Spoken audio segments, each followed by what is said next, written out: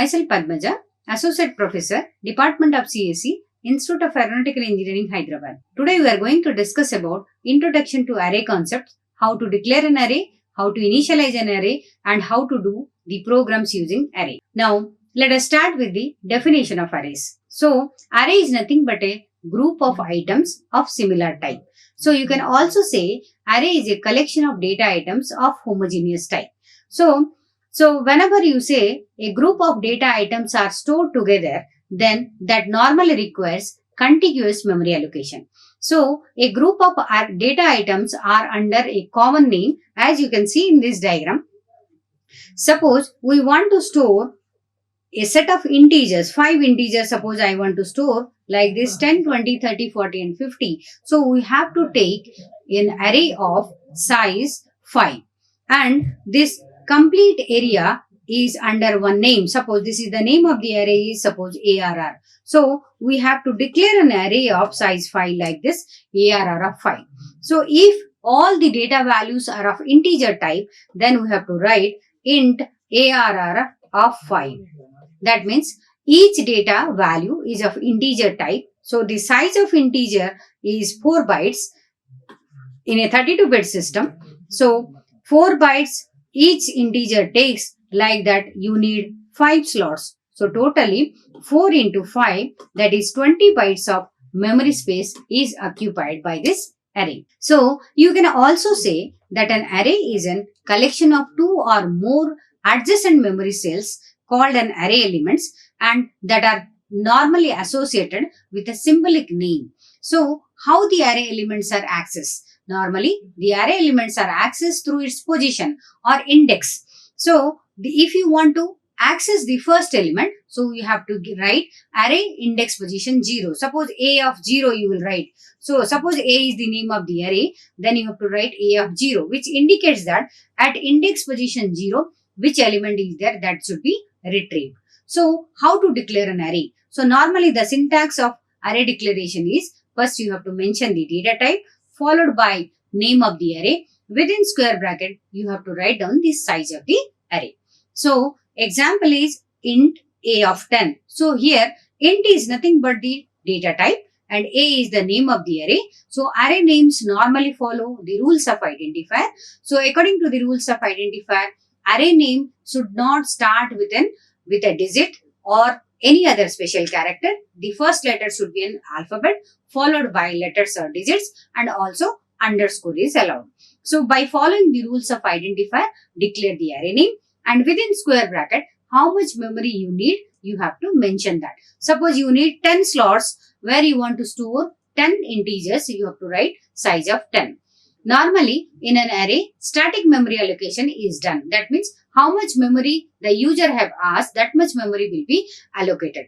So if you want to store 10 items, then you have to ask 10, the size of 10 or size of 100, size of 50 like this. But whether you are utilizing that space or not, that is immaterial. So most of the cases in static memory allocation, the memory space is getting wasted. Now, similarly, if you want to declare a character array, so you have to write the data type is char, followed by the name of the array is name of size 20. Similarly, floating array, float, height is the name of the array and size is 3. So, this is the syntax of array declaration. Now, coming to array declaration, the general syntax is data type followed by array name. Within square bracket, you have to mention the size. Now, all the elements will be of same type. That means in a particular array, you cannot store the data values of different types. Whenever you want to store data values of same type, then only you should go for an array concept. So, we can say that array is simply a homogeneous collection of data items. So, whenever you want to go for heterogeneous collection of data items, we have to go for a structure concept in C language. Now, let us talk about how to initialize an array. Array can be initialized in two ways. One is called static initialization, one is called dynamic initialization. Now, in static initialization, we have to define an array and we can store the particular values of or data values of same type. So, in your dynamic initialization or runtime initialization, during runtime, we have to allocate memory for that array, and we have to store the values into that array. So let us see first how to do static memory allocation or static initialization of the array.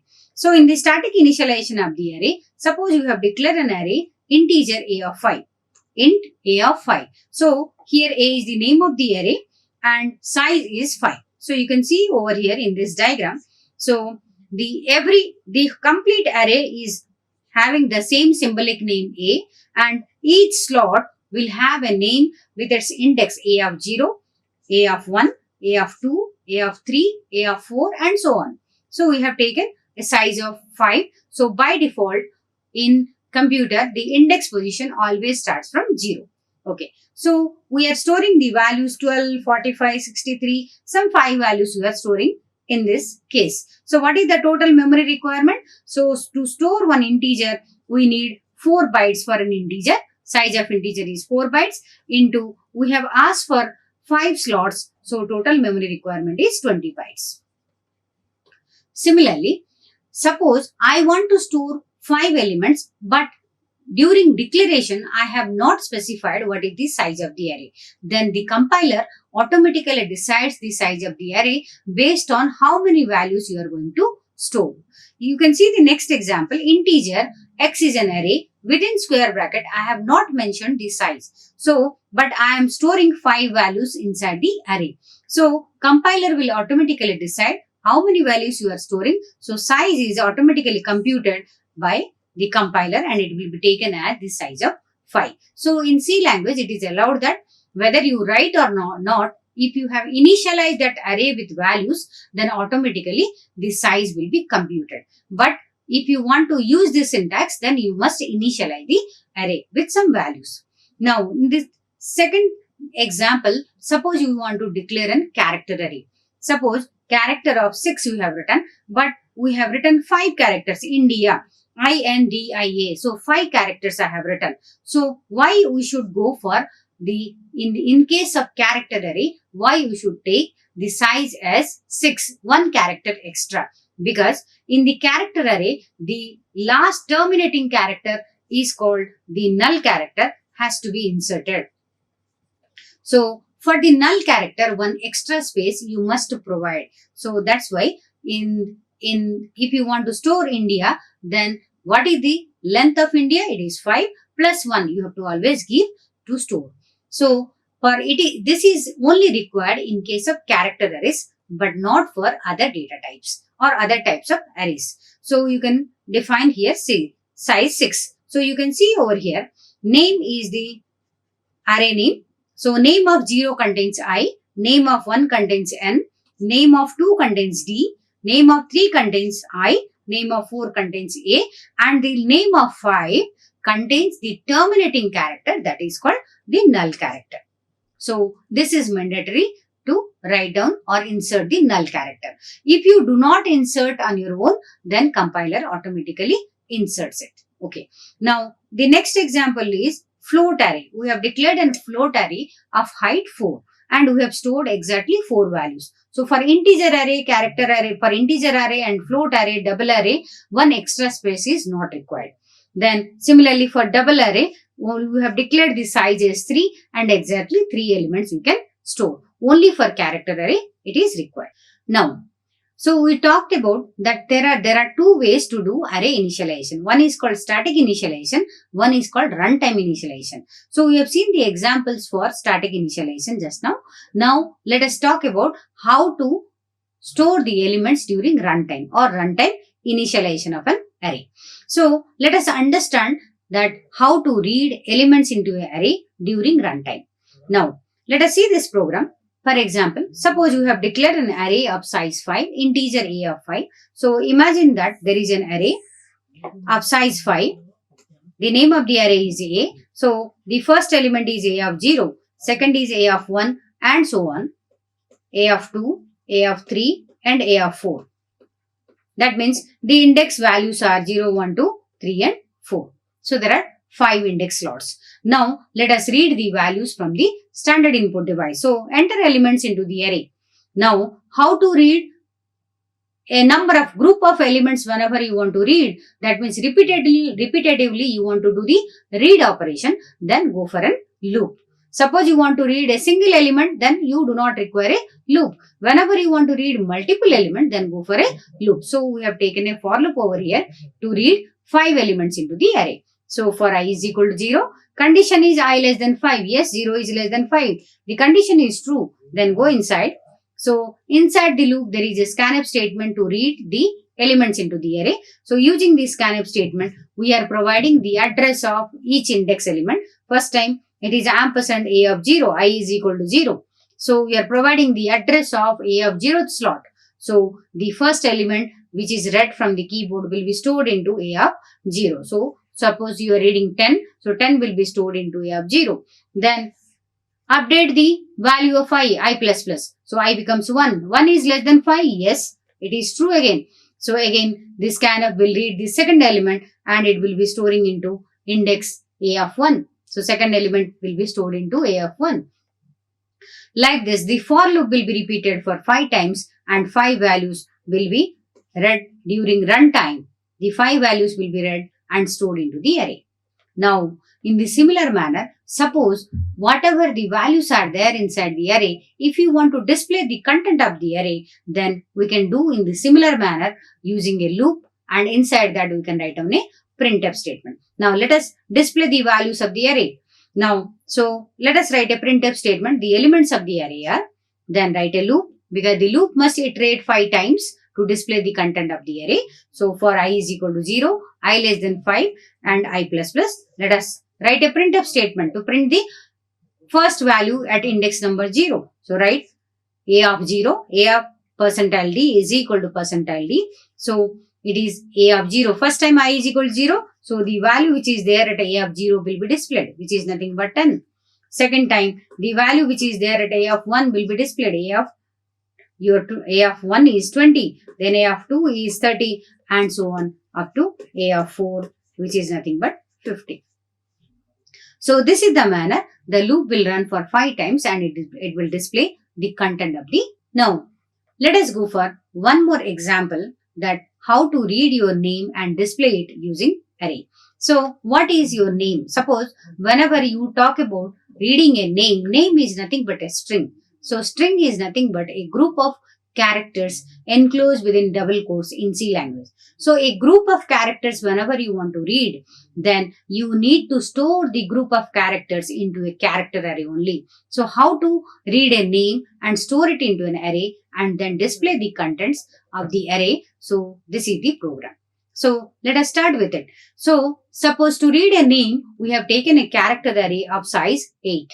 So always you take, whenever you are working with the characters, you take one space extra to store the null character. So if you have taken an array of size 8, then you can store up to 7 characters. Your followed by the last position will be fixed upon null character or terminating character. So 0, 1, 2, 3, 4, 5, 6 and 7. The last slot will be stored with null character. Now, let us start reading, because we want to read your name character by character. So let us write a for loop to read the characters. So for I is equal to 0, I less than 8, I++. So first read it.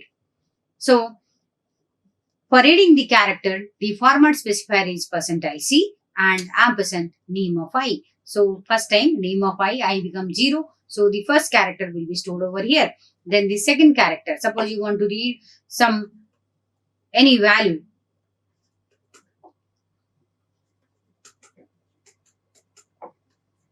Like this, character by character, then it will be read like this. Okay.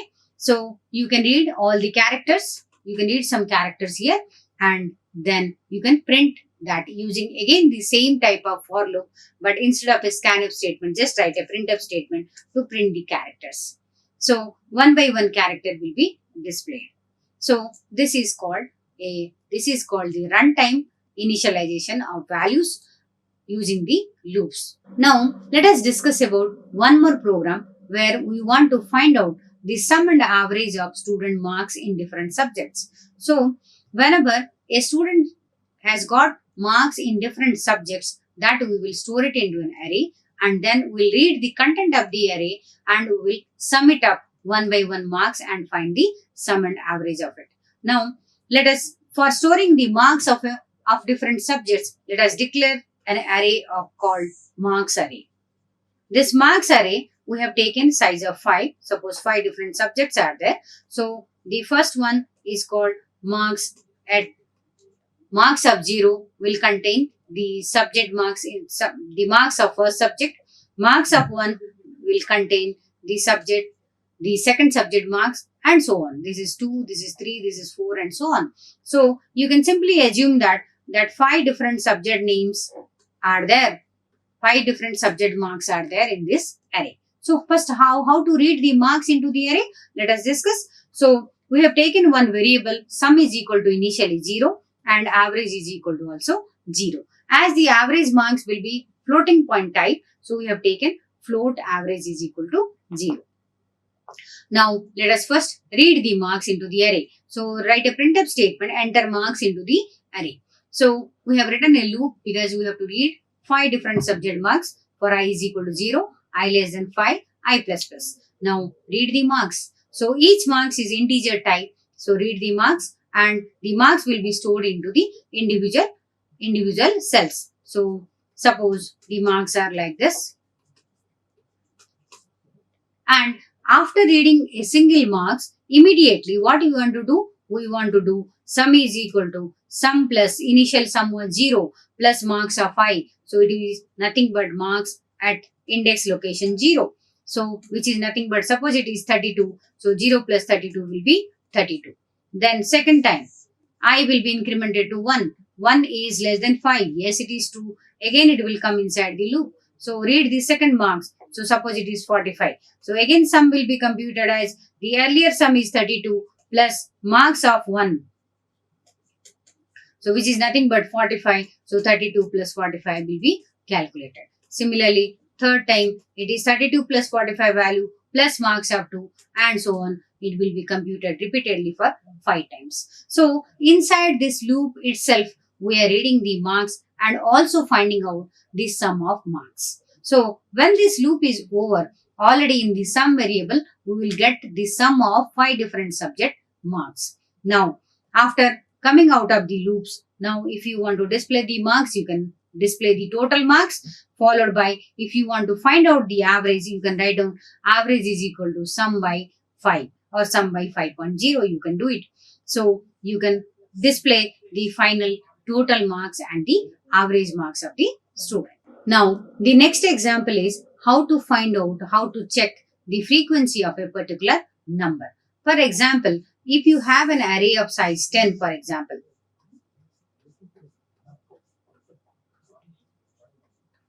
suppose array A of size 10. Now, here a set of integers are there, a list of integers are there, and out of which few integers are your repeated. For example, few integers are repeated. Suppose 11, 22, again 11 is there, 33, 22, 44, 11, 55, 66 and 11 is there. So, this is the repeated set of integers are there in an array of size 10. So, initially you have taken an array of, suppose, let us see, the num is the name of the array. So, num of 10 is there. And how many times a particular number is repeated, to count that frequency, we have taken a counter which is initially 0 value. Okay. Now, out of these 10 numbers, which numbers frequency you want to find out, which numbers frequency you want to check it. For that, we have taken one variable called search. And I is the normal looping variable. Now, first read the numbers into the array, then we will talk about how to compute the frequency. Now, first read 10 integers into the array using a for loop. So, for I is equal to 0, I less than 10, I plus plus, using a scanf statement, continuously read the 10 values and 10 values will be stored into the array like this. Now, after reading part is over, this is nothing but reading elements into the array. Then you read for which element you want to search the frequency. So read the search element.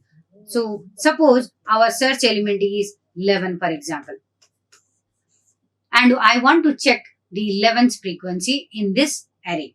Now let us write a loop and check this search element with each and every element present at different index position. As it is the sequential operations, we have to do it as it is a sequential collection of elements. So sequentially I have to check the search element. Is it same as the element which is present at array index 0? If it is not, then we have to check with array index 1 and so on, that we have to carry out this operation sequentially. Let us see how to do it. So for I is equal to 0, I less than 10. Let us come. So if the condition is true, let us write if num of I. So initially I is equal to 0. So what is num of I? Num of I contains the value 10. So num of I contains the value, for example, it is containing 11. So you are checking 11 is equal to the search element is 11. So this is num of I, and here this side it is the search element. Are they both same? Yes. So if it is same, do counter plus plus. So counter becomes 1 now. Counter becomes 1. Then continuing the loop again, I becomes 1. 1 is less than 10. Yes. Now num of I becomes 1. So num of 1 is nothing but 22. Is it same as 11? Search element is 11? No. So in this case it is no. So counter is not incremented. Again repeat. Third element, I becomes 2. Third element is again 11. 11 equal to 11? Yes, it is true. So counter is incremented to 2. So this process will be repeated for all the elements by incrementing the index value. So how many times the num of I matches with the search element, that many times counter is incremented. So num of 0, once it is incremented. At num of 2 it is incremented. At number of 6 it is incremented. Num of 9 it is incremented. So counter is incremented for 4 times. So 4 times is nothing but the frequency of that element in the array. So we can print.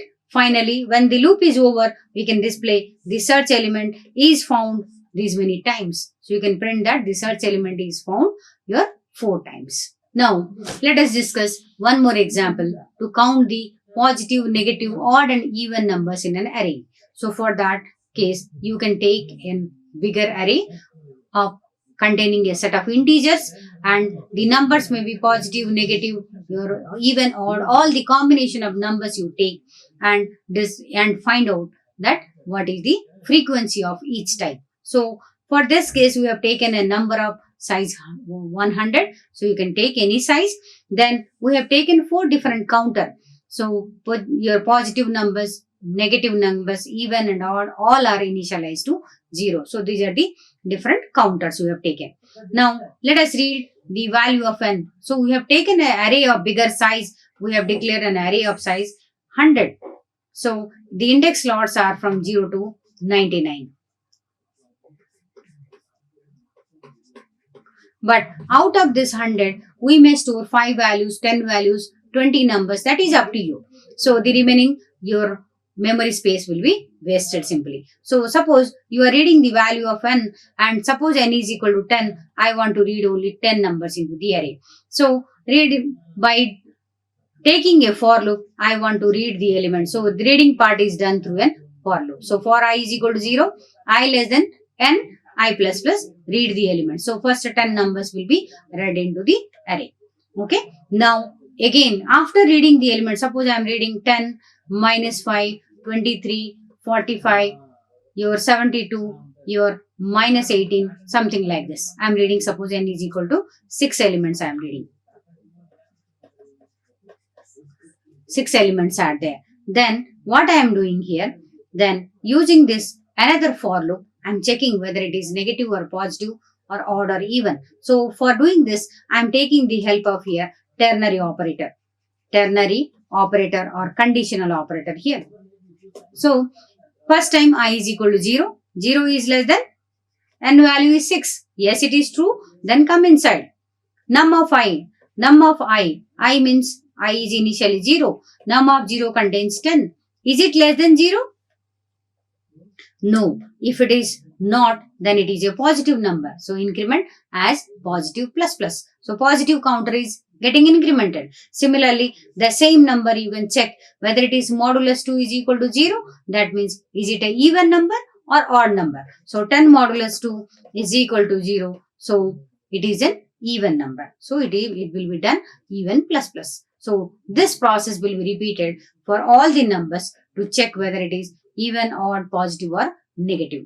Now, once this process is completed, you can simply display using the printf statement how many positive numbers are there, how many negatives are there, how many your even numbers are there, and how many odd numbers are there. So, this is called the program for counting the positive, negative, and even odd numbers in an array. Now, let us discuss about what are the different types of arrays available. So, if you talk about the types of arrays, first we have single dimensional array, then double dimensional array, triple dimensional array, like that we have multi-dimensional arrays. So, in a single dimensional array, we have only one size. So, it is integer a of size. So, it is single dimensional. Suppose you have the concept of number of rows and columns. So, integer a of 2 is 3. So, 2 is nothing but the number of rows and 3 is nothing but the number of columns. So, this is called a two-dimensional array. Similarly, you can have 3 dimensions. Okay, how many two-dimensional arrays are there? We can represent through a 3-dimensional array. Similarly, we can have multi-dimensional arrays.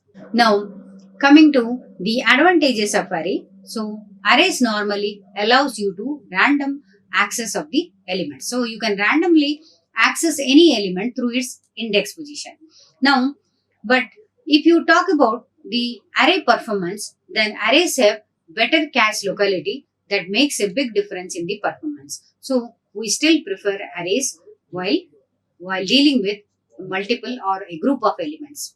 Now, arrays represents multiple data items of the same type using a single name, and that is the advantage also.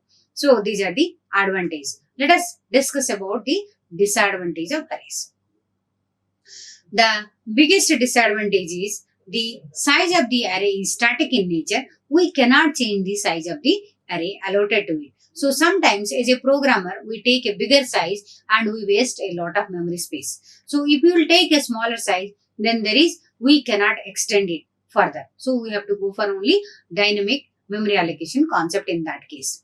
Now, insertion and deletions are difficult because we cannot do insertion and deletions randomly. It has to be done sequentially. And it is done in a conjugative manner only. So if you want to shift the elements, then the shifting operation is very costly. So that's why it is normally avoided in case of arrays. Thank you so much. In this video, we have learned about the introduction to arrays, how to declare an array, how to initialize an array, and we talked about different programming examples, how to deal with the arrays. Thank you so much. Like, share and subscribe. Hit the bell icon for more updates.